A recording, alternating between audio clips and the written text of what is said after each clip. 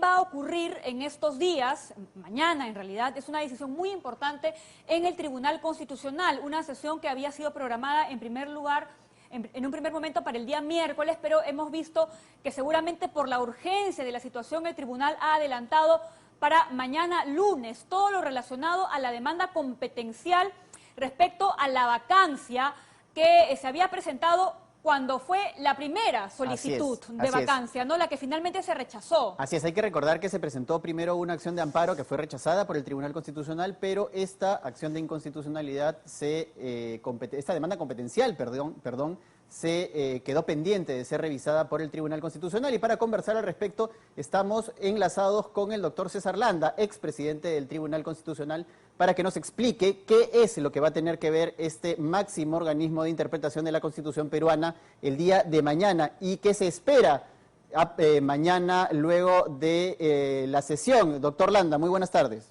Buenas tardes a todos y todas. Bueno, explíquenos por favor para que podamos entender qué es lo que va a ocurrir mañana en el Tribunal Constitucional. De acuerdo con la demanda competencial que presentó el Poder Ejecutivo en contra del pedido de la primera vacancia presidencial, se formuló una demanda para que el tribunal esclareciera, interpretara a quién le corresponde la competencia ejercida por el Congreso de pretender en ese momento vacar por incapacidad moral, dado que el Parlamento puede hacer leyes, resoluciones y otros actos, pero pueden ser contrarios a la Constitución.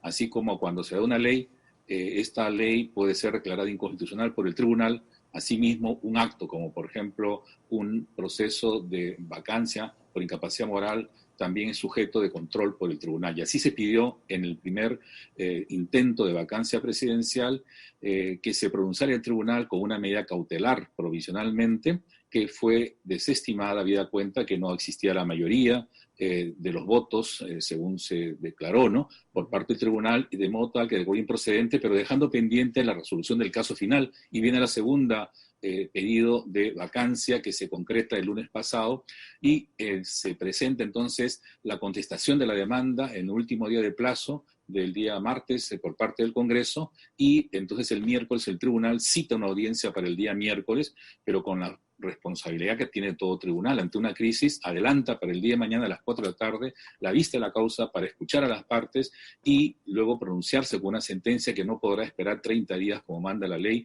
sino que debe coadyuvar, pacificar, racionalizar el conflicto y restablecer el orden que la ciudadanía está esperando en las calles, un pronunciamiento del Tribunal Constitucional. Doctor Landa, ¿cuáles son los escenarios a los que nos podemos enfrentar mañana? Es decir, ¿cuáles son las posibilidades en la resolución del Tribunal Constitucional el día de mañana? Una de ellas, por ejemplo, es que declare la nulidad de lo actuado y se retrotraiga todo a la situación anterior a esta vacancia que hemos vivido. ¿Y cuáles son los otros escenarios?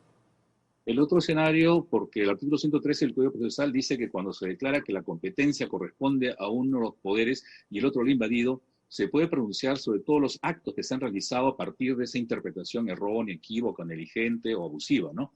Con lo cual es una potestad del tribunal buscar, pacificar y ordenar, y no solamente hacia el futuro, sino hacia los momentos que se produjeron los actos violatorios, sea de la primer periodo de vacancia como de la segunda, incluso periodo de vacancia, pero el escenario como políticamente ha modificado con la renuncia del presidente Merino, ¿no?, de facto. En consecuencia, el tribunal tendrá que modular la sentencia a efectos de garantizar que el proceso que está ahora en campo político, ¿no?, garantice estabilidad y seguridad y orden a la ciudadanía, que es unos mandatos que el tribunal tiene también que asegurar a través de sus sentencias, ¿no?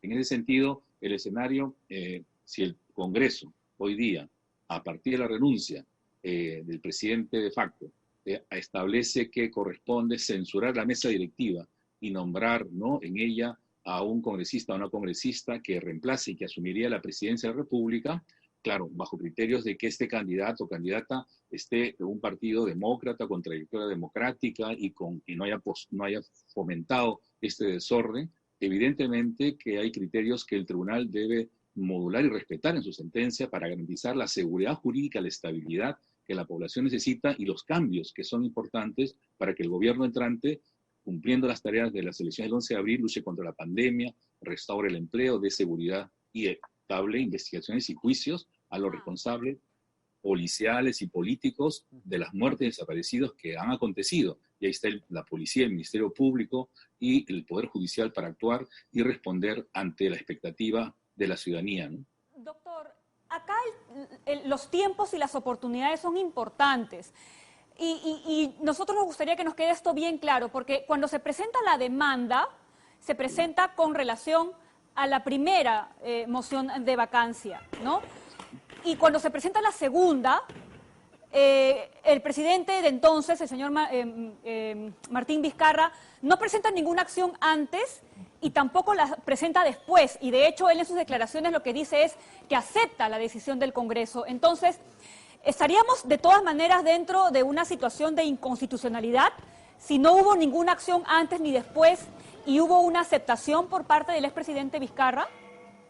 El Tribunal Constitucional se diferencia del Poder Judicial porque un proceso judicial ordinario se llama justicia rogada, que uno resuelve en función de lo que piden las partes. En este caso, como usted bien señala, el presidente Vizcarra no pidió en esta segunda oportunidad que se paralice, ¿no? O se detenga, sí. Pero el tribunal, como digo, por algo ha surgido al margen del Poder Judicial para revisar incluso las decisiones legislativas, sean leyes o sean resoluciones, bajo ciertos principios de autonomía procesal, como por ejemplo, señala el Código, la dirección judicial del proceso. El principio que se prefiere lo sustancial sobre lo formal.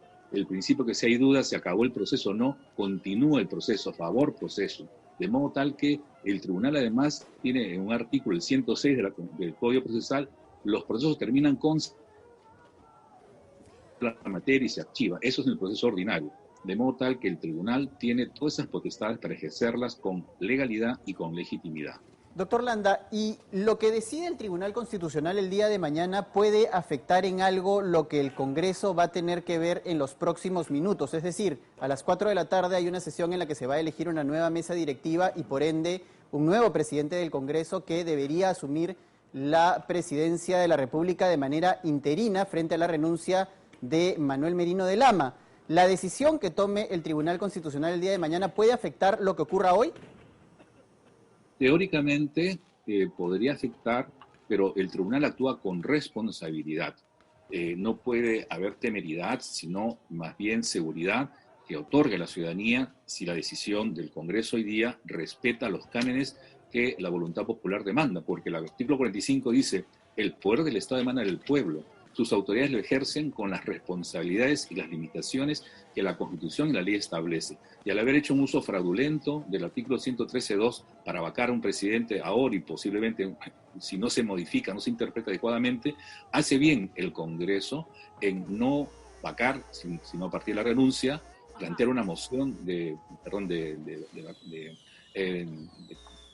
que el presidente del Congreso y su equipo dejen el cargo y asuma otro presidente, otra presidenta, y eso creo que configura un grado de legitimación siguiendo la experiencia además de la transición democrática del año 2000, donde a la renuncia de la presidenta del Congreso, Marta Hildebrand, la bancada fujimorista tuvo el gesto de retirarse y dejar que las bancadas democráticas eligieran a Paniagua como presidente del Congreso y asumió entonces la presidencia interina y se formó este gobierno de transición con unas tareas muy precisas. Llevar a cabo las elecciones y 4 reformas, ¿no? De justicia, militar, electoral, ¿no? Y de medios de comunicación. De modo tal que hay un ejemplo que hay que tomar en consideración para fortalecer nuestra democracia en una época de crisis como la del 2000 o ahora del 2020. Entendemos perfectamente, doctor. Entonces, si mañana el Tribunal Constitucional decide favorablemente a la demanda que en su momento presentó el Ejecutivo, representado por el presidente Martín Vizcarra, ¿no significaría que él tenga que regresar a la presidencia? ¿Se mantendría el presidente que se elija el día de hoy en el Congreso? En la medida que se respete los estándares mínimos que reclama la ciudadanía de legitimidad de quien vaya a asumir la presidencia del Congreso, ¿no? El tribunal no es una segunda cámara de senadores que revise lo de la primera cámara, pero en casos graves, ¿no? Algunos tribunales, por ejemplo, en Guatemala, el año 92, declaró el tribunal inconstitucional el golpe de Estado de general Serrano, ¿no? O sea que tampoco es raro si hubiera una circunstancia de esta naturaleza que podría haber ocurrido si Merino no hubiera renunciado el día de esta mañana, ¿no? Claro, y bajo esa circunstancia, si es que el tribunal retrotrae todo hasta antes de la vacancia, finalmente podría volver. Martín El Vizcarra. tribunal, habiendo un presidente o presidenta que se elige el día de hoy, porque no puede haber un presidente que ha renunciado, que era una situación de acefalía, de desgobierno en un país, y tiene que cerrarse esa brecha por un principio de seguridad y continuidad jurídica y política y económica, ¿no? Por eso el Congreso está compelido hoy día a resolver esto, pero de buenas maneras, y no tratando de poner figuras que de pronto están cuestionadas con corrupción, con grupos o denuncias, de modo tal de que el tribunal, creo que en esta oportunidad de la audiencia, tendrá que valorar como corresponde, con un criterio democrático y ponderado, la decisión democrática del Congreso, ¿no? Y pronunciarse en torno al uso o mal uso que se hizo de la figura de la incapacidad moral para vacar un presidente, que no está siendo usado el día de hoy, sino está en una práctica parlamentaria ordinaria de manera tampoco usual, como es pedir pues la suspensión, ¿no? La institución de la actual presidencia, que ya renunció, dicho sea de paso, a la mesa directiva del Congreso, ¿no? Bien, doctor, eso es con relación a lo que va a pasar mañana en el TC. Permítame preguntarle respecto a lo que va a pasar el día de hoy, en algunos minutos, en el Congreso de la República. ¿Qué espera usted que ocurra, siguiendo, por supuesto, lo que señala la Constitución?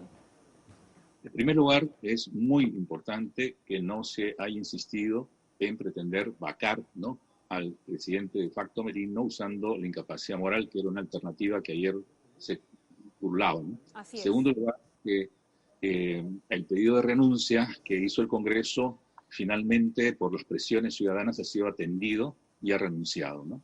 En tercer lugar, la propuesta entonces de que la elección la nueva mesa directiva ante la renuncia del presidente del Congreso signifique la elección en la presidencia de un candidato de los partidos, por lo menos que no hayan votado en contra de esta vacancia fraudulenta, y que además tengan los pergaminos de trayectoria democrática, ¿no?, de conocimiento del Estado, del ejercicio público, son condiciones mínimas en situaciones de transición que permitan asegurar que si se elige a los candidatos que están en estas circunstancias, pues se pueda garantizar por lo menos el ordenamiento del cambio político ante la cefalía de la presidencia, ante la falta de un presidente, inmediatamente, y en segundo lugar, responder, ¿no?, a las necesidades de la ciudadanía, tanto urgentes estas detenciones, desapariciones, que las familias están esperando, ¿dónde están los 40 y tantos desaparecidos?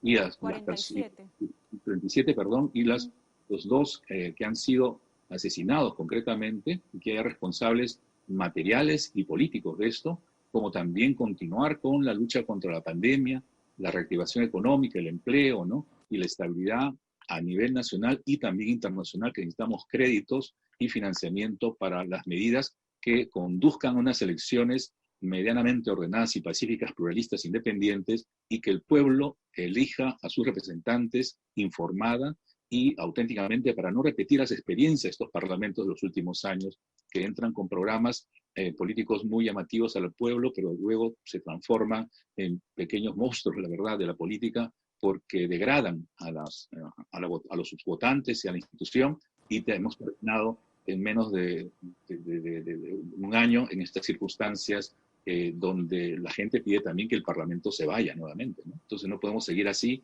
y hay que hacer una reforma electoral mucho más profunda que este Parlamento impidiendo, por ejemplo, la inmunidad parlamentaria. No han querido dejarla en manos del Poder Judicial. O el financiamiento de los partidos políticos avanza, pero muy lentamente, ¿no? Los juicios anticorrupción también son muy importantes, porque si no hay personas que están condenadas, solamente investigadas, hay inseguridad, ¿no? De modo tal que hay una tarea muy larga para dar paz y tranquilidad al pueblo peruano que se la merece, ¿no?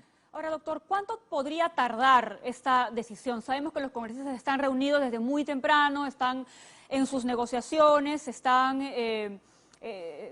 conociendo algunos posibles nombres, pero una vez que empiece la sesión, ¿ya cuánto esto usted espera que pueda tardar? ¿Cuál sería el procedimiento para tenerlo claro?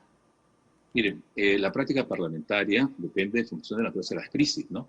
La crisis del 2000 tomó, claro, 2 días, ¿no?, de negociaciones, pero ciertamente que la urgencia que tenemos hoy nos pone, habiendo un camino ya desbrozado, no hay vacancia al presidente renunciante, y solamente queda definir quién va a ser el candidato, y hay la legitimidad suficiente que sea un miembro del partido que no votó en contra. tendrá que ser entre los miembros que presente el partido que sea en materia de la votación. Ahora, si hay una suerte de interés, ¿no?, mezquino en estas circunstancias, es decir, no queremos ese candidato, esta candidata, ¿no? Yo creo que debe haber un sentido de responsabilidad y de renuncia, una cuota de poder de los partidos que han generado esta crisis, aceptando la decisión del partido que por lo menos no ha ocupado esta circunstancia tan dramática de generar esta crisis y aceptar, ¿no?, con las características que repito, de democracia, competencia, experiencia de gobierno, ¿no? Cuando menos para poder garantizar esta transición, ¿no? Doctor Landa, yo me imagino que también uno de los puntos que se debe ver en esta sesión del Congreso, que se va a llevar a cabo en unos minutos apenas, también se debe ver el tema de la carta de renuncia de Manuel Merino, ¿verdad? ¿Cómo no? El Congreso tiene que aprobar la carta de renuncia como una cuestión formal, de lo cual el presidente del Congreso ya había señalado que habían pedido desde ayer su renuncia y no se había hecho presente. Incluso esta mañana el presidente del Congreso señalaba que si no renunciaba, pues iban a vacarlo, ¿no? En consecuencia, eso ya está resuelto, ¿no? Es decir, hay un acuerdo unánime que va en consecuencia ahora por el problema de renunciar a una cuota de su poder, de su mayoría parlamentaria y respetar, ¿no?, en este caso una minoría, ¿no? La democracia en otros países maduros es no solamente el gobierno de la mayoría, sino el gobierno de la mayoría con respeto a la minoría. Y si la mayoría se ha equivocado, pues asuma con hidalguía que hay una minoría que va a poder reemplazar la decisión de designación del Parlamento a su presidente como presidente del Ejecutivo, que va a estar además sujeto a los controles parlamentarios, ¿no?, de información, fiscalización, ¿no? Pero no repitamos en consecuencia censuras y búsqueda también de juicios políticos a quien vaya a asumir la presidencia. Creo que el Perú ya está cansado y eso merecerá una reforma constitucional, porque así como se impide en la Constitución disolver el Congreso el último año, también debería incorporarse, ¿no?, la imposibilidad de vacar a un presidente en el último año, sea por una vía de un juicio político y menos aún por una vacancia por incapacidad, ¿no? ¿Y por qué considera usted que es importante que la elección del próximo presidente o presidenta sea entre aquellos congresistas que votaron en contra de esta vacancia?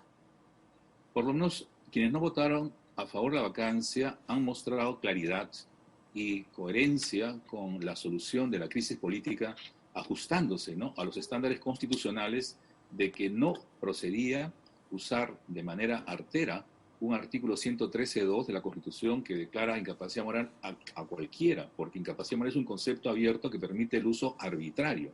Y estando ya fijadas las elecciones el 11 de abril con un problema de pandemia y unas situaciones económicas dramáticas, haber usado ese artículo, no obstante fueran 105 congresistas, denota una falta de lectura de la realidad y en ese sentido ensimismados en su poder político, pensando que el Parlamento es el primer poder del Estado. Y estamos en una democracia que requiere control y balance de poderes porque así lo manda la Constitución. Y por eso el Ejecutivo tiene funciones de gobierno. Y si bien el presidente Vizcarra estaba obviamente investigado por el Ministerio Público, las consecuencias de esa investigación, una vez que se demostraran fehacientemente, estaban previstas a partir del 28 de julio, el término de su mandato, para las acusaciones y mandatos de detención o de impedimento de salida, como ya se ha producido. Con lo cual hay seguridades de que el uso que se hizo por parte del Congreso de esos 105 votos fue, por decirlo menos, errado, negligente, ¿no?, o cualquier otro falta de percepción de la realidad.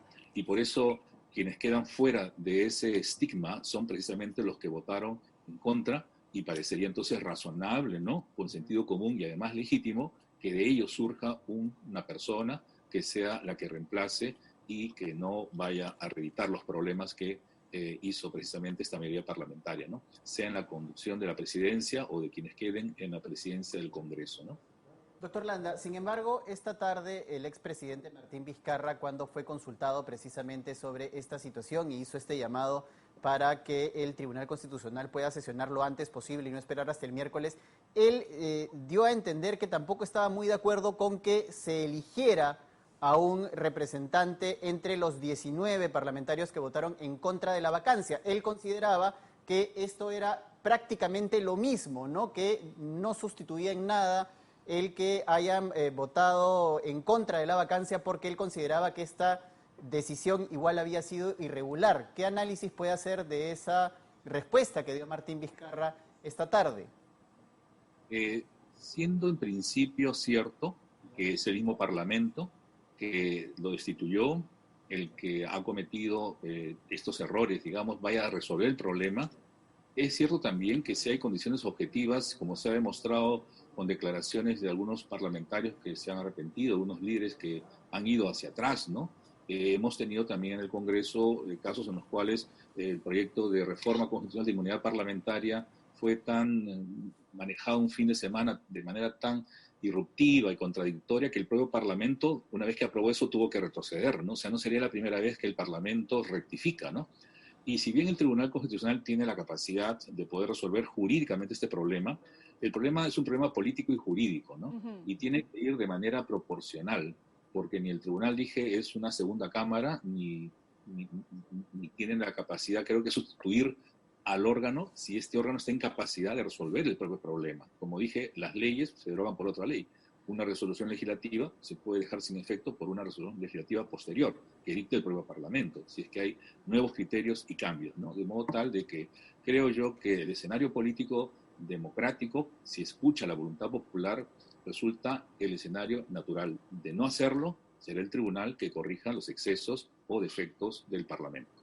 Bien, doctor, le agradecemos muchísimo su participación esta tarde aquí en el Dominical de Panamericana Televisión y, por supuesto, vamos a estar muy pendientes de lo que vaya a resolver mañana el Tribunal Constitucional.